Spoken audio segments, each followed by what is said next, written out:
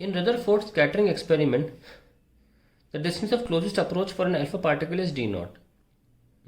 If alpha particle is replaced by a proton, then how much kinetic energy in comparison to alpha particle will be required to have the same distance of closest approach d naught? क्या किया इनने? Alpha particle की जगह proton replace कर दिया है. Then how much kinetic energy in comparison to alpha particle will be required to have the same closest distance approach.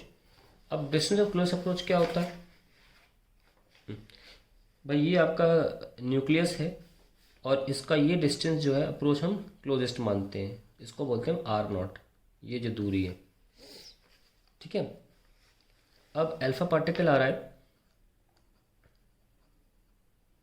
किसी velocity या एनर्जी मान लीजिए v से, और ऐसे करके लौट जाएगा. तो जब लौटेगा तो यहाँ वेलोसिटी ज़ीरो हो जाएगी, यहाँ पास काइनेटिक एनर्जी मैक्सिमम होगी और यहाँ पूरी आते आते पोटेंशियल एनर्जी में चेंज हो गई होगी.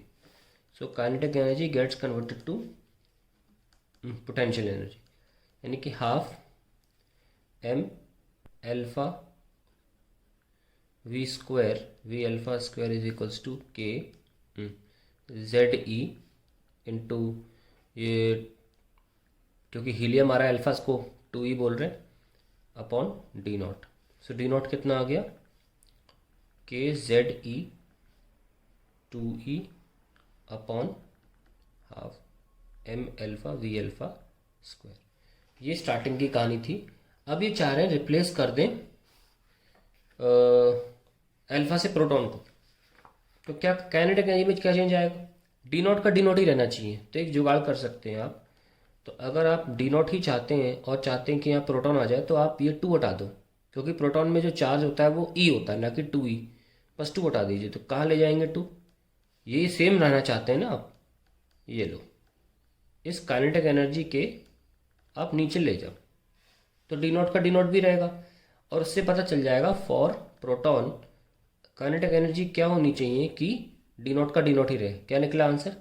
काइनेटिक एनर्जी आधी हो जानी चाहिए. So half of the kinetic energy for alpha particle. That is the answer to the question. Imagine removing 1 electron from helium 4 helium 3. ये हीलियम 4 का मतलब होता है जो नॉर्मल आइसोटोप आपको पता है हीलियम का ना, ये 2 का और पार्ट है. एक है हीलियम 4 यानी कि ये वाला, और दूसरा है एंड हीलियम 3. ठीक है. तो ये आइसोटोप हैं हीलियम के. The energy levels as worked out on the basis of Bohr model will be very close. Explain Y.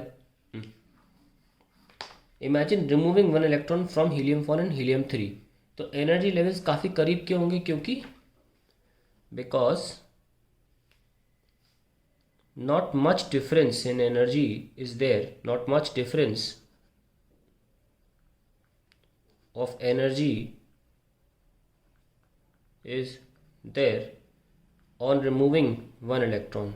Removing 1 electron, या यूँ कहें the energy corresponding to 1 electron is negligible. इसीलिए बहुत पास में. corresponding to 1 electron is negligible.